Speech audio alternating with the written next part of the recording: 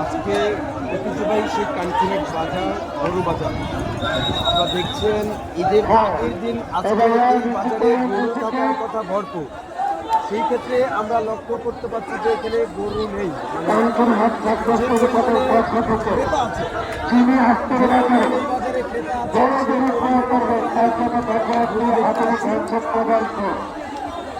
বিশেষ করে ঈদের আগের দিনের এই বাজার জমজমাট থাকার কথা গরু এবং বিশেষ করে এই মাছ ভরপুর। সেখানে কিন্তু আমরা দেখতে পাচ্ছি গরু অনেক কম, কিন্তু ক্রেতা এখনো অনেক বেশি। এখনো গরুর মতোই আছে।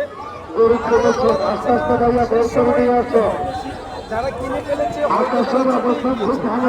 যারা এখনো কিনেনি হয়তো তারা হেরেও যেতে পারে, এমনটাই আমরা দেখতে পাচ্ছি। এই বাজারে কিন্তু প্রচুর পরিমাণে গরু বিক্রি হচ্ছে। সেই সকাল 10টা থেকে গরু বিক্রি চলে। আমরা দিয়ে গরু এই বাজার থেকে গিয়েছে, এখনো গরু আসতেছে এবং গরু বিক্রয় হচ্ছে। কিন্তু